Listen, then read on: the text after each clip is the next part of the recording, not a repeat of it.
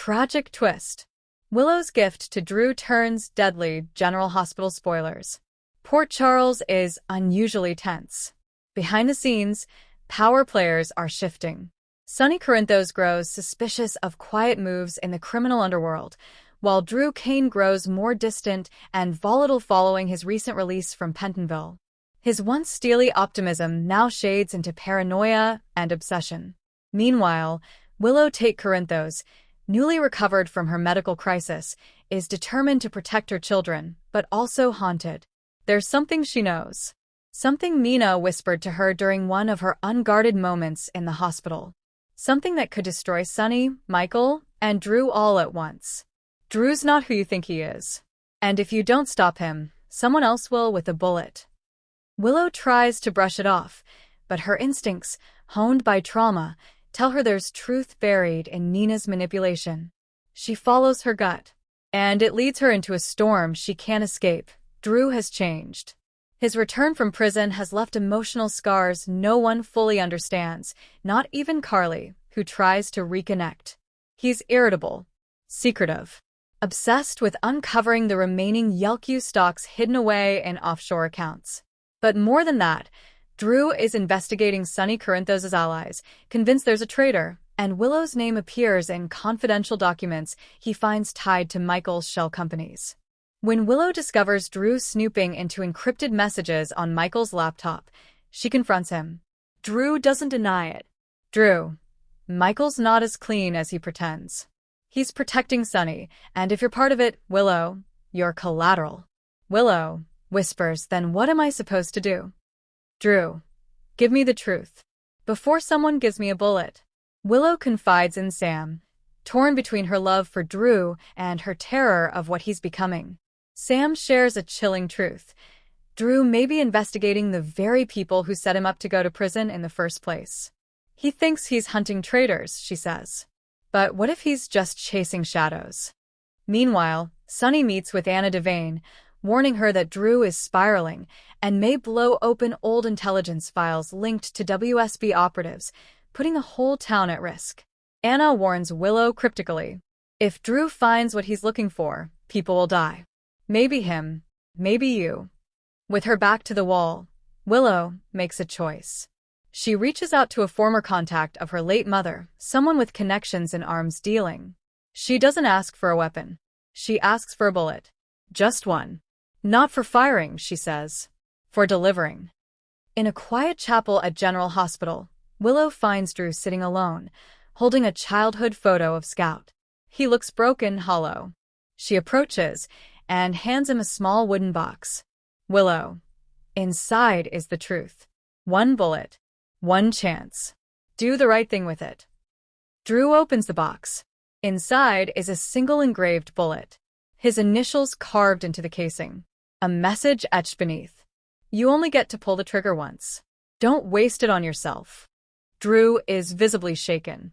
For a moment, he looks like the old Drew again. Why would you give me this? Because I believe in the man you used to be, and I don't want to bury the one you've become. They embrace. It's not romantic, it's desperate. Two broken people clinging to a moment of hope. But that night, Drew vanishes. Carly reports him missing. Sam starts calling old contacts. Sonny receives word that Drew was seen boarding a boat near the docks, with a silver case in hand. Hours later, a single gunshot echoes across the waterfront. Coast Guard finds the boat adrift near Spoon Island. Drew is found lying on the deck. A bullet through his chest. The engraved casing is found beside him. The bullet. The one Willow gave him. Anna, Dante, and Jordan launch a full investigation. At first, it's assumed Drew took his own life. But autopsy findings suggest someone else pulled the trigger. The bullet's trajectory is wrong for suicide. Willow is brought in for questioning. She admits to giving Drew the bullet, but not the gun. She insists it was symbolic. Emotional. He needed something to anchor him. Something to make him think. But Jordan is unconvinced. Carly begs her to back off, insisting Drew was unstable. But Anna keeps digging. Then the twist comes. Security footage emerges, Drew confronting Valentine Cassadine on the pier earlier that night. No clear footage of the shot, but Valentine was there. And Victor's will may have included something Drew had just discovered. Proof Valentine brokered the prison betrayal in exchange for YLQ shares. Willow falls apart. Michael is devastated. He doesn't understand why she even had a bullet, why she kept any of this from him. They separate temporarily.